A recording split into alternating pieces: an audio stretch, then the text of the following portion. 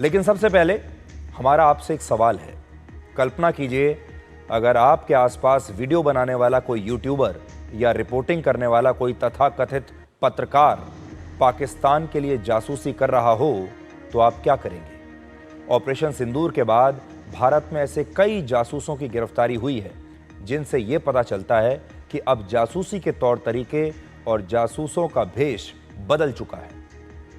अब जासूस हमारे समाज में आम लोगों जैसी भूमिकाएं निभाकर जासूसी नहीं करते, बल्कि अब ये यूट्यूबर्स, सोशल मीडिया इन्फ्लुएंसर्स और पत्रकार बनकर भारत की जासूसी कर रहे हैं। एनआईए ने दिल्ली से सीआरपीएफ के एक एएसआई को गिरफ्तार किया है, जो पाकिस्तान के एक हैंडलर को भारत के बारे में संवेदनशील सूचनाएं देता था। और ये एएसआई जो है, इसने एनआईए को जो बयान दिया है, उसको जब आप देखेंगे, उसके मुताबिक सबसे पहले इसकी मुलाकात एक महिला से हुई, जिसका यह कहना था कि वो चंडीगढ़ के एक न्यूज़ चैनल में रिपोर्टर है और उसे खबरों को कवर करने के लिए कुछ खास जानकारियां चाहिए होती हैं, और ये कहकर दोस्ती कर ली। कैसी जानकारियां चाहिए इस रिपोर्टर को? जैसे जम्मू कश्मीर में सीआरपीएफ का दस्ता कहां-कहां जा रहा है, कौन सी नई मूवमेंट हो रही है, सीआरपीएफ की तैनाती कहां-कहां पर है, या कोई केंद्रीय मंत्री कश्मीर में कितने दिन के दौरे पर आ रहा है, वो कहां-कहां जाएगा, ये केंद्रीय मंत्री कहां रहेंगे। और इस जासूस को एक पत्रकार के भेष में देखकर सीआरपीएफ के इस एएसआई को जरा भी शक नहीं हुआ, और उसने ये सारी सूचनाएं इस पत्रकार को देनी शुरू कर दी, ये सोचकर कि ये पत्रकार है और पत्रकार तो अक्सर ये जानकारियां लेते ही रहते हैं। इसके बाद इस जासूस रिपोर्टर ने एक लड़के से इस एएसआई की बात करवाई, और इस लड़के ने भी यही कहा कि वो एक रिपोर्टर है और लोगों के बीच जाकर अपने कैमरे से खबरों को कवर करता है। ये लड़का भी एक पाकिस्तानी जासूस था, जिसने इस सीआरपीएफ के एएसआई को संवेदनशील जानकारी देने के लिए 12,000 रुपए और सामान्य जानकारी के लिए हर महीने 3,500 रुपए देने शुरू कर दिए। हैरानी की बात यह है कि जब इस एएसआई को फंसाकर उससे भारत के बारे में संवेदनशील सूचनाएं निकाली जा रही थीं, तब ये कश्मीर के पहलगाम में सीआरपीएफ बटालियन के साथ पोस्टेड था। सोचिए, एक ऐसा जवान जो सीआरपीएफ में वहीं कश्मीर में एक संवेदनशील जगह पर पोस्टेड है। 12 अप्रैल को पहलगाम के आतंकवादी, माफ कीजिएगा, 22 अप्रैल को पहलगाम के आतंकवादी हमले से सिर्फ 5 दिन पहले इस एएसआई का दिल्ली में ट्रांसफर हुआ था। पुलिस और एनआईए का कहना है कि जब इस एएसआई को गिरफ्तार किया गया, तो इसने रिपोर्टर बनकर जासूसी करने वाले लोगों के साथ अपनी व्हाट्सएप चैट्स को डिलीट नहीं किया। और पहलगाम के आतंकवादी हमले के बाद जब भारत के गृह मंत्री अमित शाह जम्मू कश्मीर गए और वहां उन्होंने, सरकार ने 50 टूरिस्ट स्पॉट्स को जब बंद कर दिया, सील कर दिया, तब ये सारी जानकारी भी इसी एएसआई ने रिपोर्टर समझकर इन पाकिस्तानी जासूसों को दे दी। और ये एक बहुत बड़ी बात है। अब आप सोचिए, भारत के होम मिनिस्टर कश्मीर जाते हैं और ये जानकारी पाकिस्तानी जासूसों को मिल जाती है, जो यहाँ पर रिपोर्टर बनकर या यूट्यूबर बनकर घूम रहे हैं। कौन कौन से टूरिस्ट स्पॉट्स को सीज कर दिया गया है, बंद कर दिया गया है, ये जानकारी भी उनको मिल रही है। जो जानकारी वो चाहते हैं, वो जानकारी वो जुटा रहे हैं। जब कोई रिपोर्टर किसी सरकारी कर्मचारी, पुलिस अधिकारी या सुरक्षा बल के जवानों से अंदर की खबर मांगता है, तो उस पर अक्सर लोग शक नहीं करते। इसी तरह जब कोई यूट्यूबर भी कहीं संवेदनशील जगह पर जाकर कोई वीडियो बनाता है, तो उस पर भी लोगों को आमतौर पर शक नहीं होता। और हमें यही लगता है कि एक रिपोर्टर का काम ऐसे ही खबरें निकालना है और यूट्यूबर का काम भी ऐसे ही जगह जगह जाकर वीडियो बनाना है। और अगर वो ऐसा कर रहे हैं तो इसमें कुछ भी गलत नहीं होगा। लेकिन अब पाकिस्तान इसी बात का फायदा उठा रहा है और वो जासूसों को यूट्यूबर और रिपोर्टर्स बनाकर आपके बीच भेज रहा है। इसमें पाकिस्तान के लोग भी हो सकते हैं और यहां रहने वाले लोग भी हो सकते हैं।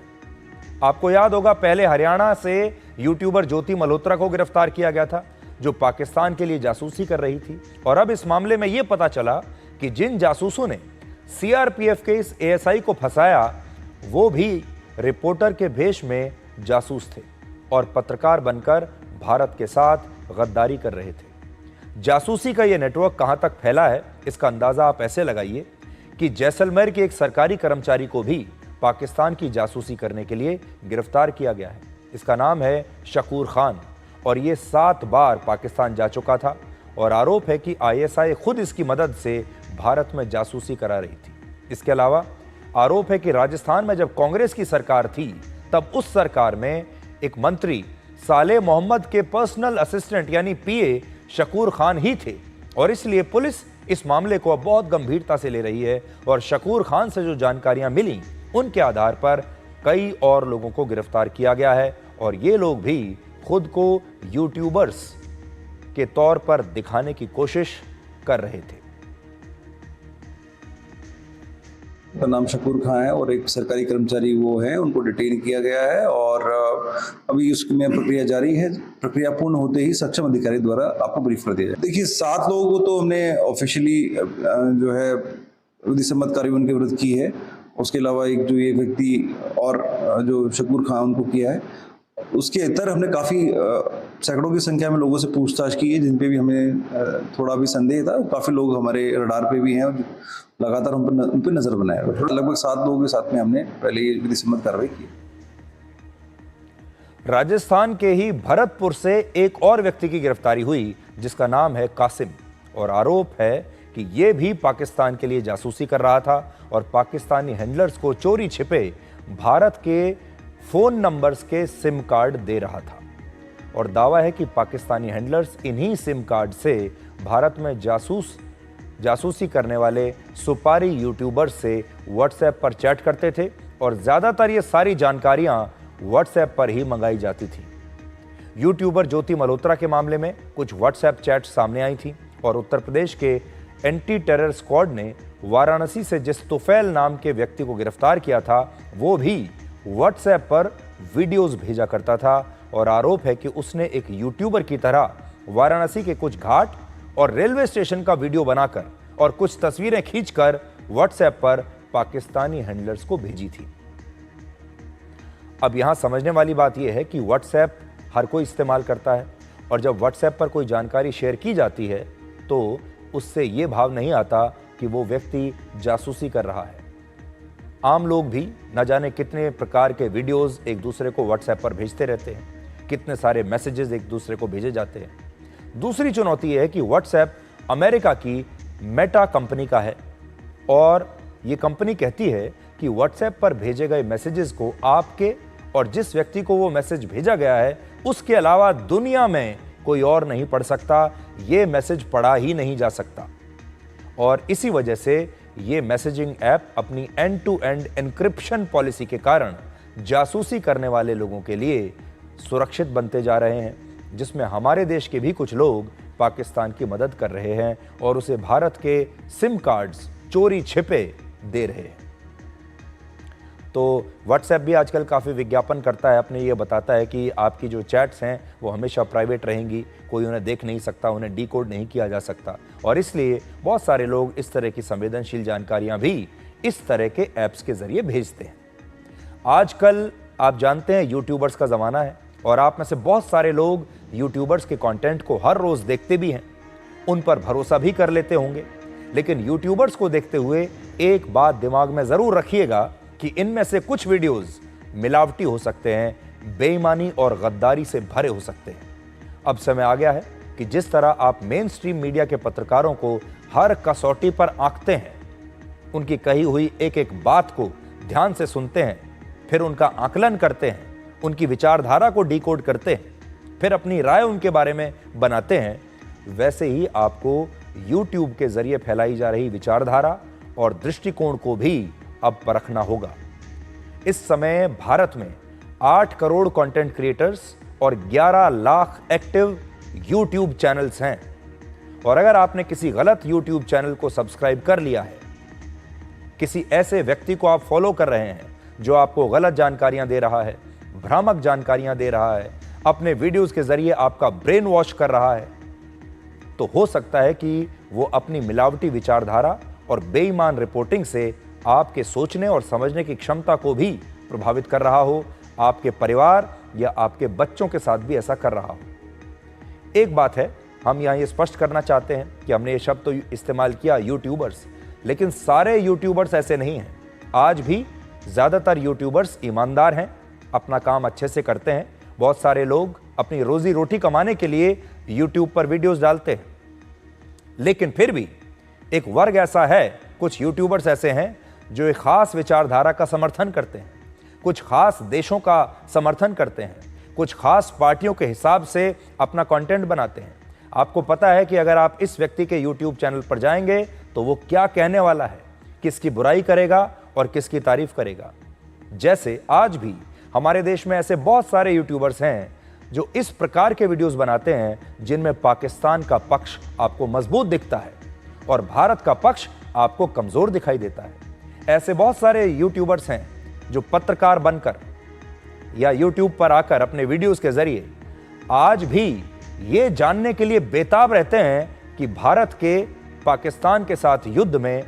कितना नुकसान हुआ है, भारत के कितने प्लेन गिरे हैं। वो हर रोज यही सवाल लेकर आपके सामने आते हैं कि भारत को बताना चाहिए कि उसका कितना नुकसान हुआ है, भारत को बताना चाहिए कितने प्लेन गिरे हैं और कहां-कहां पर नुकसान हुआ है। उन्हें पाकिस्तान की मदद करनी है। ऐसे न जाने कितने यूट्यूबर्स और कितने लोग हैं हमारे बीच में, जिनमें हमारे देश में कुछ यूट्यूबर्स भी हैं, पत्रकार भी हैं, नेता भी हैं, जिनके बारे में पाकिस्तान का मीडिया हर रोज अपने यहाँ उनका जिक्र करता है, उनके वीडियोस को दिखाता है और पाकिस्तान में इन वीडियोस को दिखा दिखाकर कहा जाता है कि देखिए भारत में भारत की ही सरकार का कितना विरोध हो रहा है। इन वीडियोस को दिखाकर पाकिस्तानी मीडिया ये कहता है कि देखिए भारत के अपने लोग ही भारत की सेना के साथ नहीं हैं, भारत में रहने वाले अपने लोग ही अपने देश की सरकार पर यकीन नहीं कर रहे और वो चाहते हैं कि कुछ यूट्यूबर्स, कुछ पत्रकार ऐसे वीडियोस बनाएं जिसमें भारत को लेकर सवाल पैदा हो, जिसमें शक पैदा किया जाए कि ये युद्ध तो पाकिस्तान जीता है, भारत तो जीता नहीं है। भारत ने जो रक्षा सौदे किए हैं कैसे उन पर सवाल उठाया जाए, भारत के पास जो अपने हथियार हैं कैसे उस पर सवाल उठाया जाए, कैसे ये बताया जाए कि पाकिस्तान के जो मिसाइल्स हैं, पाकिस्तान के पास जो चीन में बने हुए हवाई जहाज़ हैं, वो उन्होंने कितना शानदार काम किया है। कैसे दुनिया में साबित किया जाए कि चीन में बने हुए हथियार जो पाकिस्तान इस्तेमाल कर रहा था वो कितने शानदार हैं और भारत के हथियार और भारत के फाइटर जेट्स उसके सामने टिक नहीं पाए। ऐसे बहुत सारे वीडियोस आपको देखने को आज मिलते होंगे। ये लोग कहते हैं कि हम निष्पक्ष पत्रकारिता कर रहे हैं, ये लोग कहते हैं कि हम तो अभिव्यक्ति की आज़ादी का फ़ायदा उठा रहे हैं, हम तो जो सच है वो बता रहे हैं। लेकिन आपको अब देखना होगा कि इनमें से कितनी वीडियोस नकली हैं, बेईमान हैं और ये हो सकता है कि इनके पीछे इनका जो रिमोट कंट्रोल है वो कहीं किसी और के पास हो। आपको याद होगा यूट्यूबर ज्योति मल्होत्रा भी पहलगाम में जो हमला हुआ था उसके बाद हमारे देश की अपनी सरकार, हमारे अपने सुरक्षा बलों और हमारे देश के ही अपने लोगों की आलोचना कर रही थी अपने वीडियो में और उसके इस वीडियो को लाखों लोगों ने देखा और तब उन्हें यह लगा कि ये यूट्यूबर शायद निष्पक्ष बात कर रही है और सही मुद्दे को उठा रही है। अब आपको समझ में आया कि एक यूट्यूबर आती है और कहती है कि पहलगाम में जो हमला हुआ है उसके लिए तो भारत ही जिम्मेदार है, भारत के लोग जिम्मेदार हैं, भारत का प्रशासन, भारत की सुरक्षा बल जिम्मेदार हैं और भारत का ये बहुत बड़ा इंटेलिजेंस फेल्योर है, इसलिए ये सब हुआ है। और ये अकेली यूट्यूबर नहीं है, आपको ऐसे बहुत सारे पत्रकार उसके बाद मिले होंगे जिन्होंने इसी प्रकार के वीडियोस यूट्यूब पर डाले हैं।